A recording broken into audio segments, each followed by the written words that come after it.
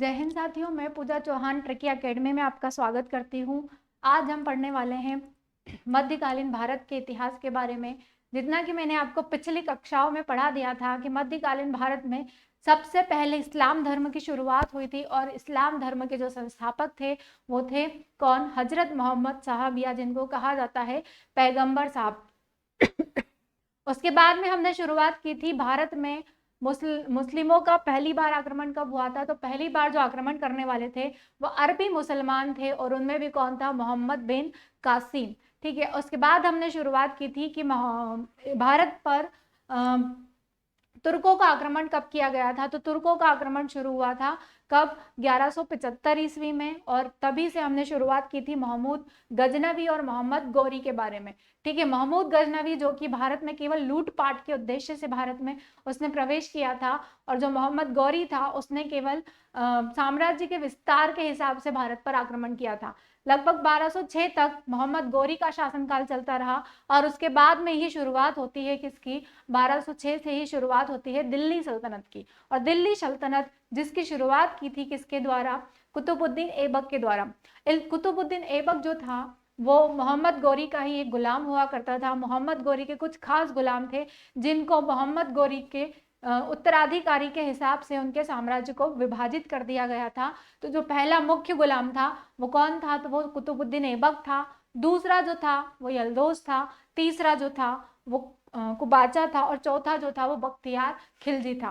कुतुबुद्दीन ऐबक जो था ये सबसे प्रमुख गुलाम था, क्योंकि चंदावर के युद्ध में कुतुबुद्दीन ऐबक ने ही मोहम्मद गौरी की बहुत मदद की थी। इस युद्ध को सफल बनाने में कुतुबुद्दीन ऐबक का ही हाथ था। इसीलिए कुतुबुद्दीन ऐबक से खुश होकर मोहम्मद गौरी ने उसको अपना सेनापति घोषित किया था। और साथ में दिल्ली सल्तनत में गुलाम वंश की संस्थापक भी किसको कहा जाता है? कुतुबुद्दीन ऐबक को ही कहा जाता है।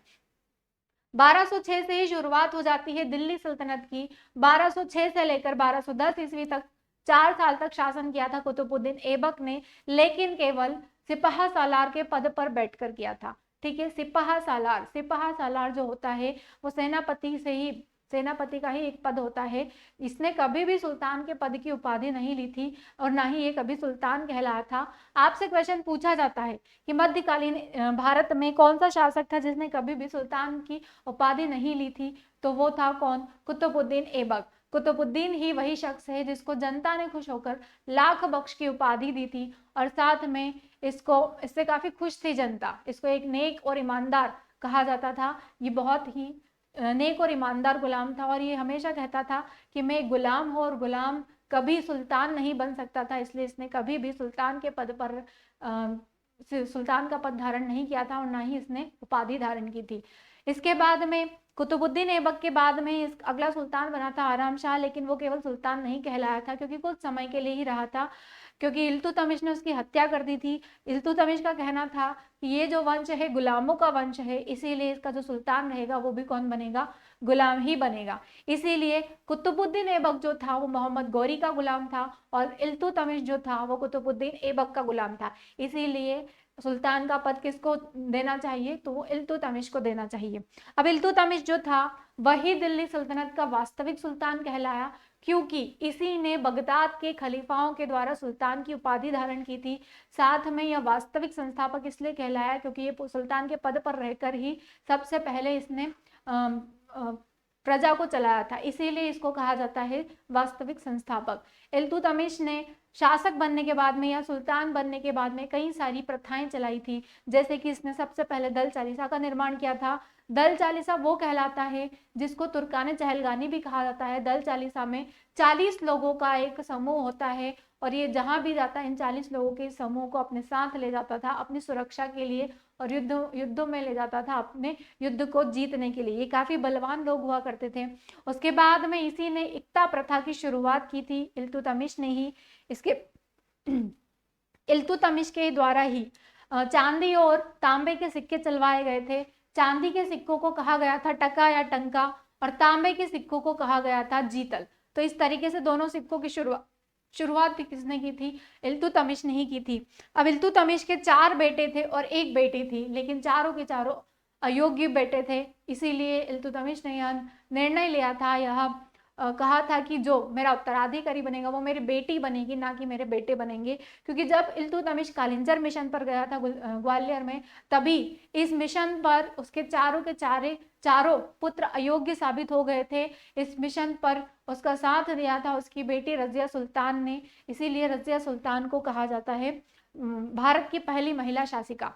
ठीक है, दिल्ली सल्तनत में ही इल्तुतमिश की बेटी थी ये रजिया सुल्तान, जिसने सबसे पहली बार महिला होकर सुल्तान के पद की उपाधि धारण की थी और सबसे पहली महिला शासिका बनी थी।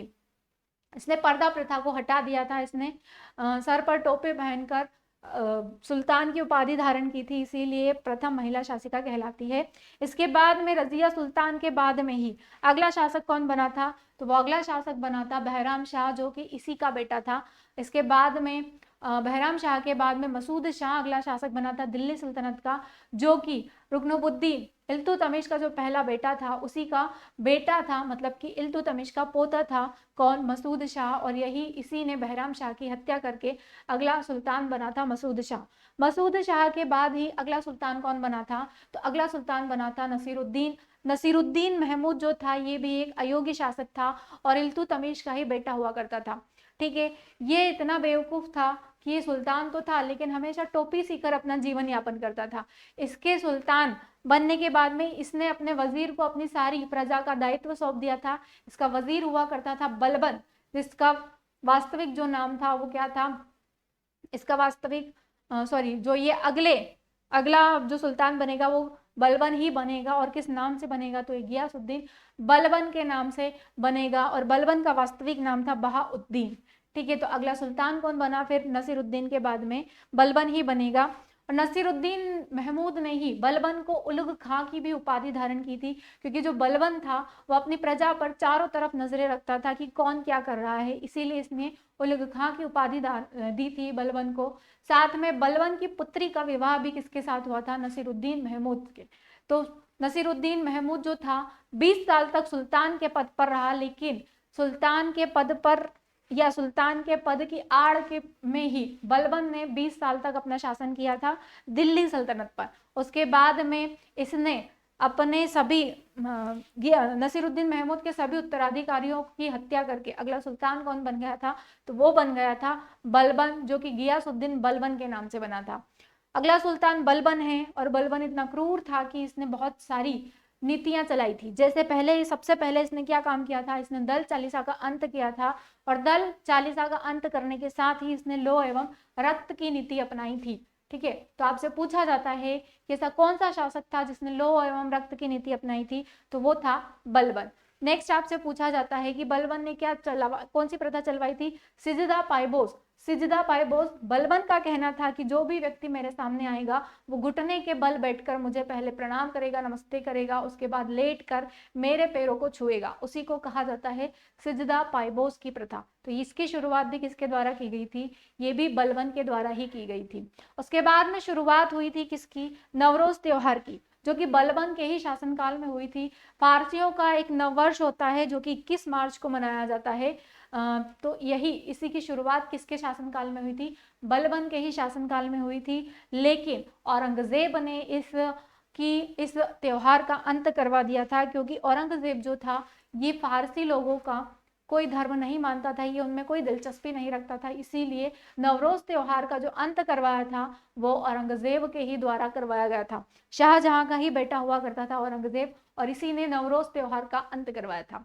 उसके बाद में बलबन जो कि एक क्रूर शासक था और बहुत ही पराक्रमी था, तो इसी की हत्या हो गई थी। किस कारण से, अपने ही पुत्र की मृत्यु के वियोग में इसकी मृत्यु हो गई थी, मतलब हार्ट अटैक वगैरह कुछ हो गया था इसको। तो युद्ध में इसका बेटा शहजादा मारा गया था, जिसके कारण इसकी भी जान चली गई थी। अपने बेटे से बहुत प्रेम करता था और अपने बेटे के दूर चले जाने के गम में ही इसकी मृत्यु हो गई थी। और बलबन के बाद ही हमें शुरू करना था आगे। मैंने आपको इतनी सारी चीजें इसलिए रिवाइज करवाई ताकि आपको ये सारी चीजें याद रहे। जिन लोगों ने नहीं पढ़ रखी होगी तो उनका भी एक बार रिवीजन हो जाए, तो इसीलिए मैं क्लास में इसी तरीके से पढ़ाती हूँ कि जो भी पिछली क्लासेस में हुआ है, ताकि आपका एक बार रिकॉल हो जाएगा तो आपको सारी चीजें याद रहेगी। ठीक है, आगे हम चलते हैं बलबन के ही शासनकाल में तो फारसी फारसी कवि आए थे जिनका नाम था क्या, अमीर खुसरो। अमीर खुसरो प्रसिद्ध कवि आए, अमीर खुसरो और अमीर हसन। एक पॉइंट नोट कर लीजिएगा, बलबन के ही शासनकाल में,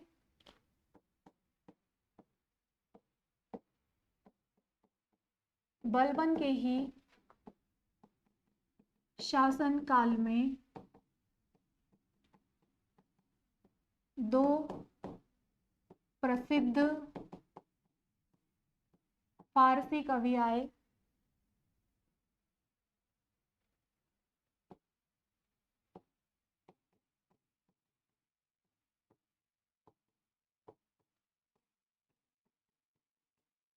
नाम क्या क्या था उनका, पहले जो थे वो अमीर खुसरो, अमीर खुसरो, और दूसरे जो थे वो थे अमीर हसन, अमीर हसन। अमीर खुसरो जो थे ये एक कवि थे और इन्हीं के गुरु का नाम था क्या, निजामुद्दीन औलिया। ठीक है, ये अपने गुरु यानी कि अपने जो इनके जो गुरु थे जिनसे इनको ज्ञान प्राप्ति हुई थी, निजामुद्दीन औलिया, ये अपने गुरु से बहुत प्रेम करते थे और इन्होंने कहा था कि जब मेरे गुरु की मृत्यु हो तो उसके कुछ दिन बाद ही मेरी भी मृत्यु हो जाए, और ऐसा ही हुआ था। इनके गुरु निजामुद्दीन औलिया की मृत्यु के बाद ही, सुबह उनकी मृत्यु हुई, शाम तक अमीर खुसरो या शायद अगले दिन तक ही अमीर खुसरो की भी मृत्यु हो गई थी, और दोनों की कब्र एक ही जगह पर दफन करवाई गई है। ठीक है, तो अमीर खुसरो इनके प्रमुख, इन्हीं के शासनकाल में आए थे, फारसी कवि थे ये। ठीक है, अमीर खुसरो जिनका जन्म कब हुआ था और कहाँ हुआ था,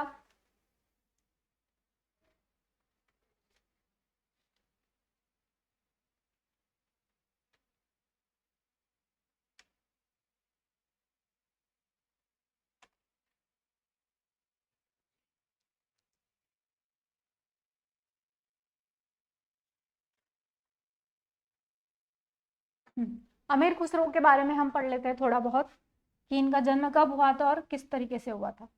ठीक है, तो ये दो कवि आए थे, पहला अमीर खुसरो और दूसरा अमीर हसन। अमीर खुसरो, इनका जन्म कब हुआ था, 1253 जन्म, 1253 ईस्वी में इनका जन्म हुआ था अमीर खुसरो का। कहाँ पर, तो इनका जन्म हुआ था उत्तर प्रदेश के एटा जिले के पटियाली गांव में। ठीक है, जिसे वर्तमान में क्या कहा जाता है, कासगंज। कहाँ हुआ था, उत्तर प्रदेश, यूपी के एटा जिले के पटियाली गांव में इनका जन्म हुआ था। वर्तमान में जिसको क्या कहा जाता है, वर्तमान में जिसको कहा जाता है कासगंज, यहीं पर इनका जन्म हुआ था। एटा जिले के, उत्तर प्रदेश के एटा जिले के पटियाली गांव में इनका जन्म हुआ था, जिसे कासगंज भी कहा जाता है, और इनकी मृत्यु हुई थी 1325 ईस्वी में। ठीक है, इनकी मृत्यु कब हुई थी, तो मृत्यु हुई थी 1325 ईस्वी में। 1325 ईस्वी में दिल्ली में इनकी मृत्यु हुई थी, और ये एक बहुत प्रसिद्ध कवि थे। कहाँ हुई थी इनकी मृत्यु, दिल्ली में हुई थी, और निजामुद्दीन औलिया और इनकी कब्र एक ही जगह पर दफनाई गई है।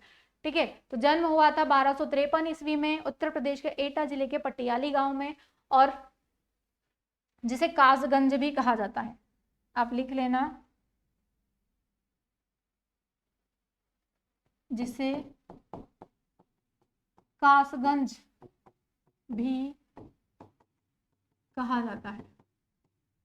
ठीक है, कासगंज भी कहा जाता है। अमीर खुसरो जो है ये एक प्रसिद्ध व्यक्ति थे, और इनको अलग अलग नामों से जाना जाता था, जैसे कि अलाउद्दीन खिलजी, हम आगे पढ़ेंगे अभी खिलजी वंश में।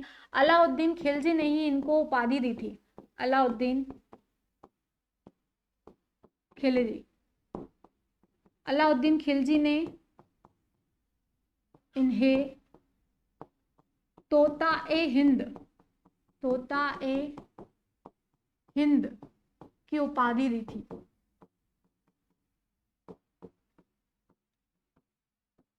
तोता हिंद कहा जाता था अमीर खुसरो को अलाउद्दीन खिलजी के द्वारा।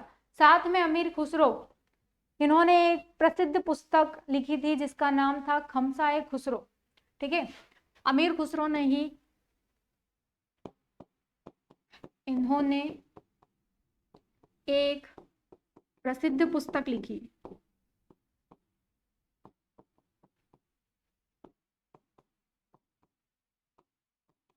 नाम क्या था उसका? खमसा-ए खुसरो। खमसा-ए खुसरो। खमसा-ए खुसरो नामक एक पुस्तक लिखी थी और इस पुस्तक में इन्होंने अलाउद्दीन खिलजी के बारे में बहुत सारी बातें लिखी थी। ठीक है, कि अलाउद्दीन खिलजी जो है बहुत ही प्रसिद्ध व्यक्ति है, इन्होंने बहुत अच्छे अच्छे काम किए। इस तरीके से इन्होंने एक पुस्तक लिखी थी जिसका नाम था खमसा-ए खुसरो। अमीर खुसरो ने अपना जीवन कवि के रूप में किस सुल्तान के शासन काल में शुरू किया था? तो वो गयासुद्दीन बलबन ही थे, जिसके शासन काल में इन्होंने कवि के रूप में अपना जीवन काल शुरू किया था। और अमीर खुसरो ने ही बहुत सारी, जैसे कि खड़ी बोली के जनक किसको कहा जाता है? खड़ी बोली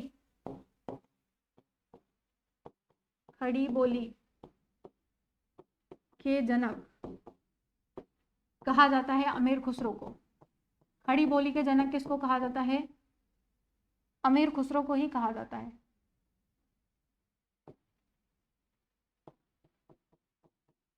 साथ में इन्होंने 2 वाद्य यंत्रों का भी आविष्कार किया था। 2 वाद्य यंत्रों का आविष्कार किया। 2 वाद्य यंत्रों का आविष्कार किया, एक तो सितार और दूसरा तबला। पहला जो था वो था सितार और दूसरा जो था वो था तबला। तो इन दोनों का आविष्कार भी किसके द्वारा किया गया? अमीर खुसरो के द्वारा ही किया गया। ठीक है, इसके बाद कव्वाली गायिका का भी विस्तार किसने किया था? अमीर खुसरो ने ही। इन्होंने कव्वाली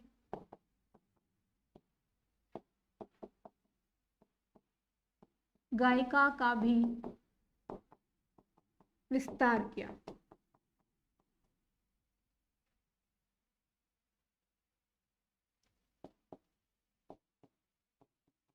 ठीक है, तो इतने सारे काम किए थे किसने?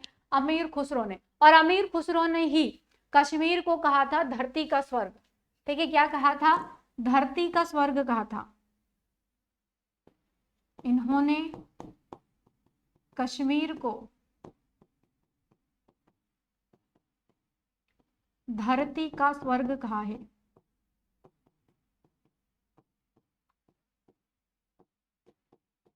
अमीर खुसरो ने ही कश्मीर को क्या कहा था? धरती का स्वर्ग।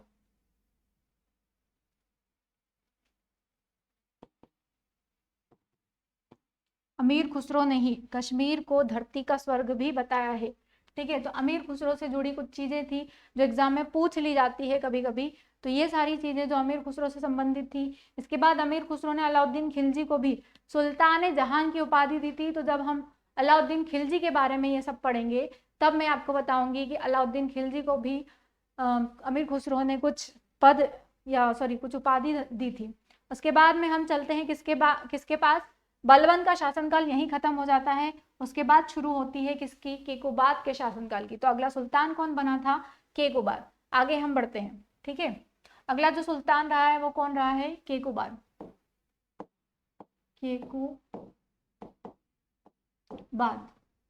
केकोबाद का जो शासनकाल रहा है वो कब से कब तक रहा है? 1287 से लेकर 1290। केवल 3 साल तक ही इसने शासन किया था।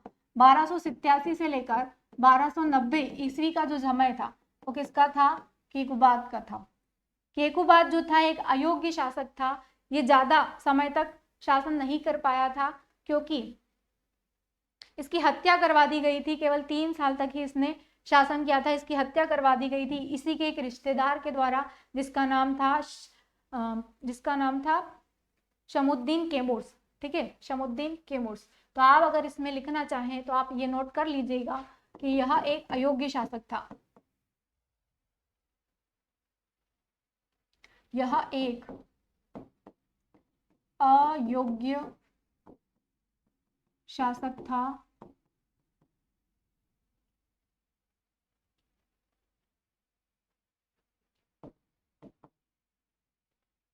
जिसने केवल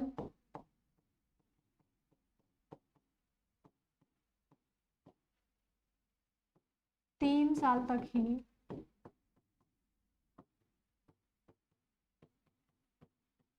शासन किया था। केवल 3 साल तक ही ये सुल्तान के पद पर रहा। इसके बाद में केकुबाद की हत्या करवा दी गई थी। किसके द्वारा? इसी के एक रिश्तेदार जिसका नाम था शमुद्दीन कैमूर्स। ठीक है, आगे हम बढ़ते हैं। इसकी हत्या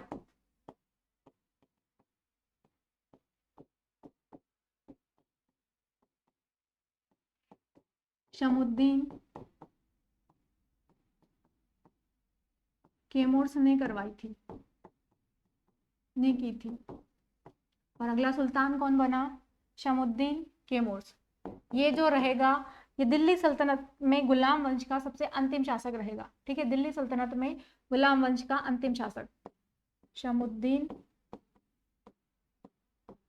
कैमूर्स। इसने केवल 1 साल तक ही, या ऐसा कहें हम कि कुछ महीने तक ही शासन किया था। शमुद्दीन कैमूर्स भी एक अयोग्य था और डरपोक भी था, इसीलिए ज्यादा समय तक शासन नहीं कर पाया था। इसकी मृत्यु अफगानिस्तान से आए हुए एक तुर्क ने की थी। ठीक है, जिसका नाम था मलिक फिरोज। मलिक फिरोज ने शमुद्दीन कैमूर्स की हत्या की थी।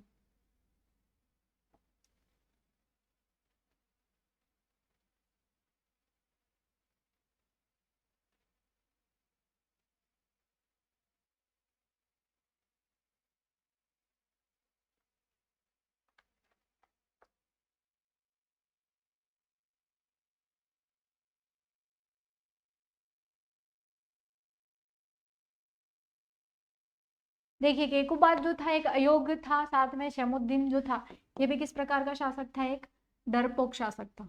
और इसकी हत्या किसने की? मलिक फिरोज ने। नोट कर लीजिएगा, इसमें यह भी एक अयोग्य व डरपोक शासक था, जिसकी हत्या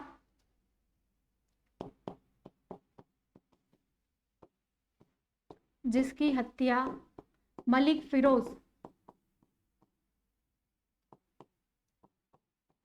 फिरोज द्वारा की गई।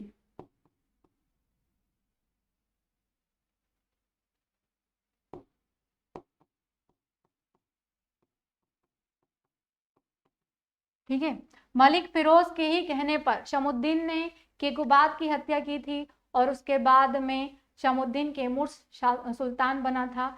लेकिन मलिक फिरोज के ही कारण शमुद्दीन को गद्दी से हटा भी दिया गया, सुल्तान के पद से हटा भी दिया गया। इसके बाद मलिक फिरोज ने ही 1290 में एक नए वंश की स्थापना की, जिसको कहा जाता है खिलजी वंश। 1290 में मलिक फिरोज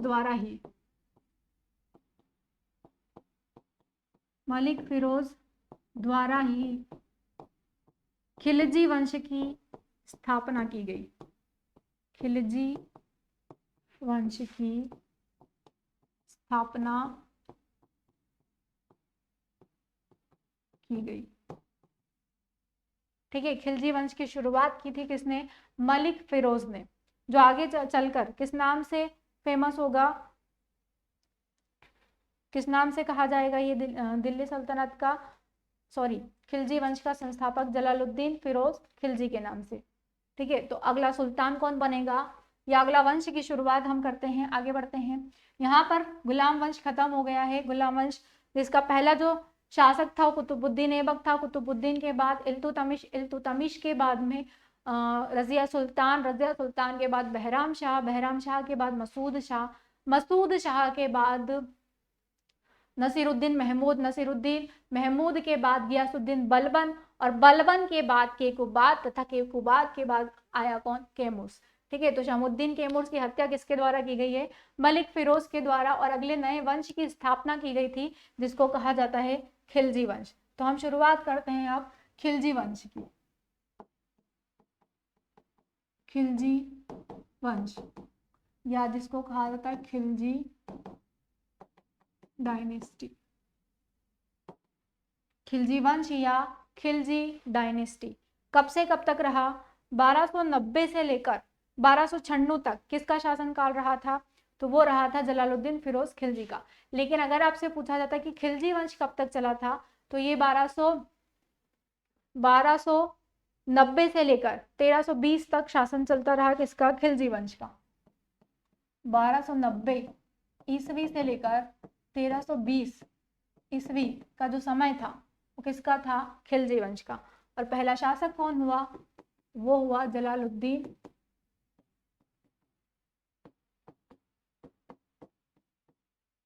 फिरोज खिलजी।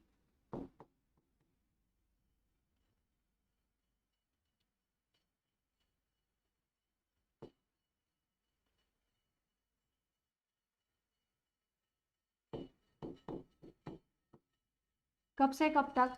1290 से लेकर 1290 से लेकर 1296 तक का समय जो रहा है वो किसका रहा है? जलालुद्दीन फिरोज खिलजी का। 1290 से 1296 ईस्वी तक। ठीक है।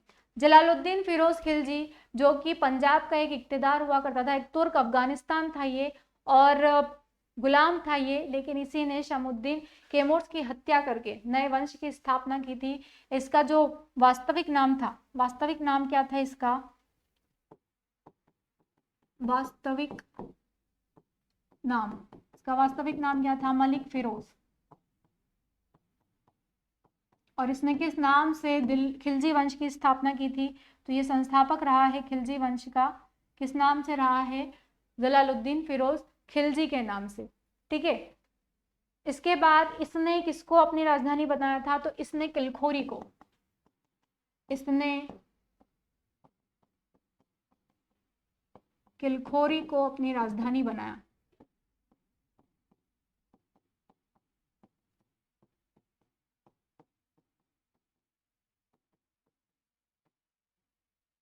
खिलजी वंश जो है दिल्ली सल्तनत का सबसे छोटा वंश कहा जाता है।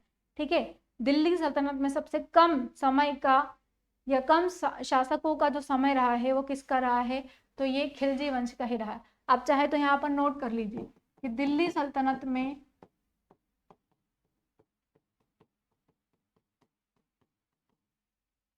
सबसे कम समय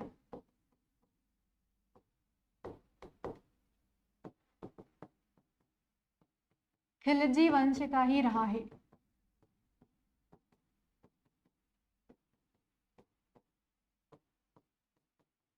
और सबसे बड़ा वंश कौन सा था? दिल्ली सल्तनत का सबसे बड़ा वंश किसको कहा जाता है? तो वो तुगलक वंश को कहा जाता है। और सबसे छोटा वंश कहा जाता है खिलजी वंश को। खिलजी वंश जिसका संस्थापक था कौन? जलालुद्दीन फिरोज खिलजी। और इसका वास्तविक नाम क्या था? मलिक फिरोज। मलिक फिरोज ने या जलालुद्दीन फिरोज खिलजी ने अपनी राजधानी दिल्ली से कहां पर स्थानांतरित की? किलखोरी में। उसके बाद 1293 ईस्वी में ही इसने देवगिरी पर आक्रमण किया, जो कि महाराष्ट्र का ही एक हिस्सा हुआ करता था। और अब जैसे देवगिरी, और उस समय देवगिरी का शासक कौन हुआ करता था? रामचंद्र देव था। जलालुद्दीन फिरोज खिलजी ने रामचंद्र देव के साथ युद्ध करने तो गया था, लेकिन दोनों के बीच में क्या हो गया था? संधि हो गई थी, दोनों मित्र बन गए थे। इसीलिए एग्जाम में पूछा जाता है कि खिलजी वंश का पहला मुस्लिम शासक जो दक्षिण भारत के नीलगिरी पहाड़ी पर पहुंचा और वहां पर आक्रमण किया था, तो वो कौन था? मलिक फिरोज ही था। ठीक है। नोट डाल के आप चाहो तो लिख सकते हो ये कि दक्षिण भारत में पहुंचने वाला खिलजी वंश का पहला सुल्तान कौन था? तो वो मलिक फिरोज या जलालुद्दीन फिरोज खिलजी ही था। कहाँ गया था ये? देवगिरी में गया था, और देवगिरी पर आक्रमण करके, आप चाहे तो लिख लो ये, 1296 ईस्वी में इसने देवगिरी पर आक्रमण किया।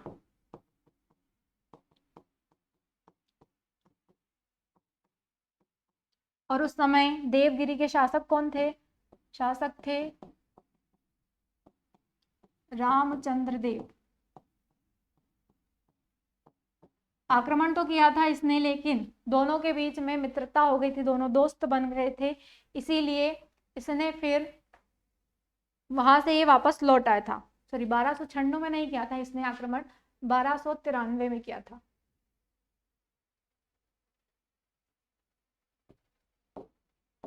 1293 ईस्वी में इसने देवगिरी पर आक्रमण किया। इसके बाद में आपसे पूछा जाता है कि दक्षिण दक्षिण मुसलमानों का यह कौन सा आक्रमण था, तो आप चाहे तो नोट कर लीजिएगा कि यह दक्षिण मुसलमानों का पहला आक्रमण था।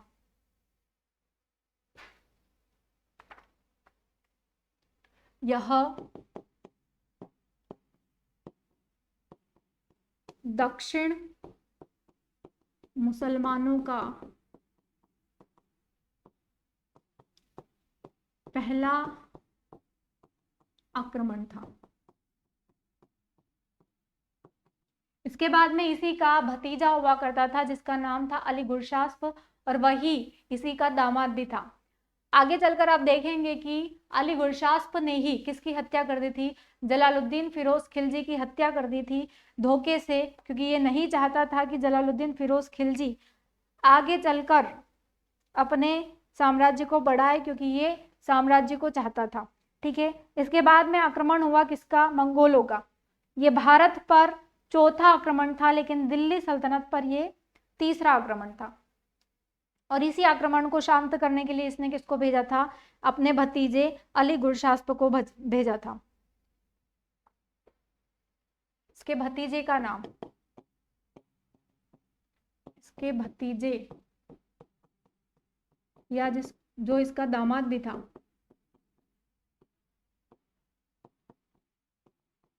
अली गुरशास्प था। और यही अली गुरशास्प आगे चलकर अलाउद्दीन खिलजी के नाम से जाना जाएगा। ठीक है, इसके बाद इसने इसको उत्तर प्रदेश के कौशाम्बी का इक्तदार भी घोषित किया था। यह कौशाम्बी का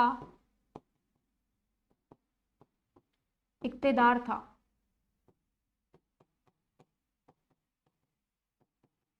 ठीक है, यह कौशाम्बी का इक्तदार था।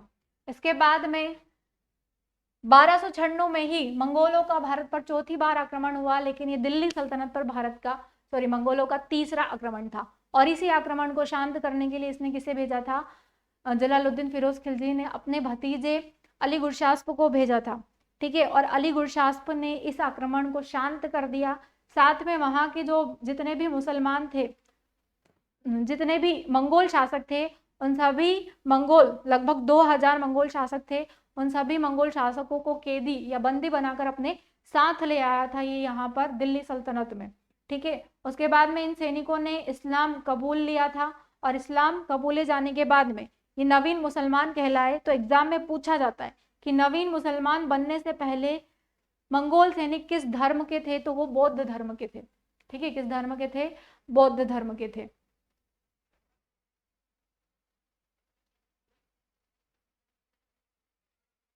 नेक्स्ट पॉइंट लिखो, 1296 में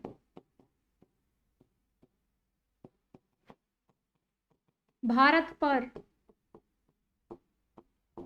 मंगोलों का चौथी बार आक्रमण हुआ।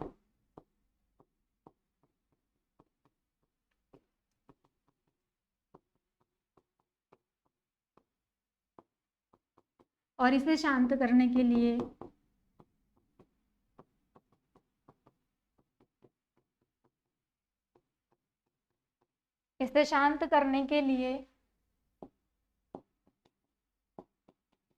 इसने अली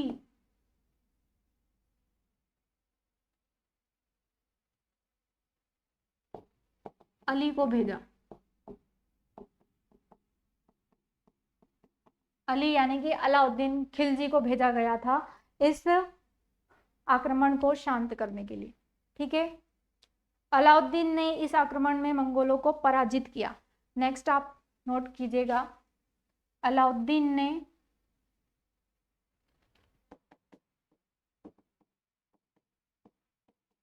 अलाउद्दीन, जिसको अली भी कहा जाता है, अली ने इस आक्रमण में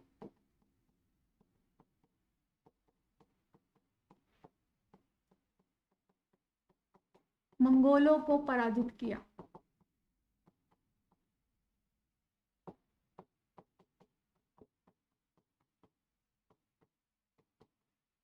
ठीक है, और अपने साथ बंदी बनाकर ये कहाँ ले आया था, दिल्ली सल्तनत में। मंगोल के 2000 सैनिक दिल्ली में ही रुक गए और जलालुद्दीन से इन्होंने गुहार लगाई कि हमें वापस मंगोल नहीं जाना है, आप हमें यहीं पर पनाह दे दीजिए, यहीं पर हम बसना चाहते हैं। इसीलिए जलालुद्दीन फिरोज खिलजी ने इन लोगों का धर्म परिवर्तन करवाया और इनके लिए एक नए शहर की शुरुआत की, जिसको कहा जाता है मंगोलपुरी या मंगोलिया। वर्तमान में उसको मंगोलपुरी कहा जाता है। तो इन्होंने मंगोलों के लिए ही क्या नए शहर की स्थापना की, जिसको कहा जाता है मंगोलपुरी। नेक्स्ट पॉइंट में लिख लीजिएगा, इस आक्रमण में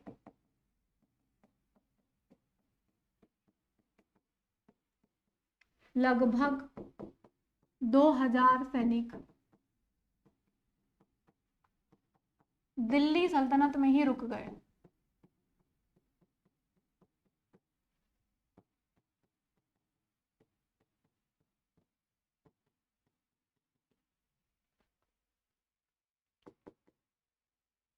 अपना धर्म परिवर्तन करवाया।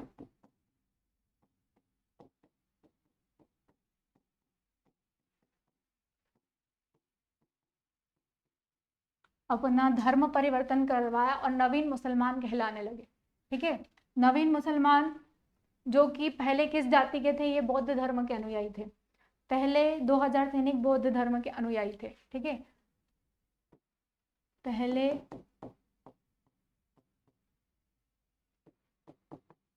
मंगोल सैनिक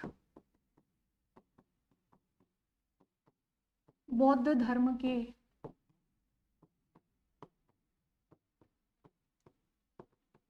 अनुयायी थे और इनके लिए एक नए शहर की स्थापना की गई जलालुद्दीन ने इनके लिए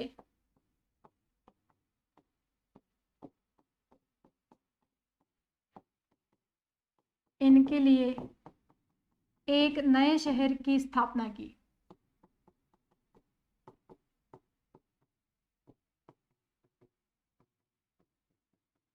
जिसका नाम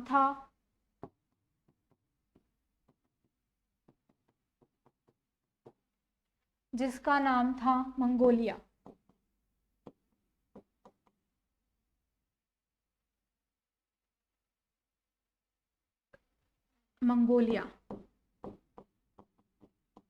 और वर्तमान में इसको क्या कहा जाता है, मंगोलपुरी कहा जाता है, मंगोलिया या मंगोलपुरी।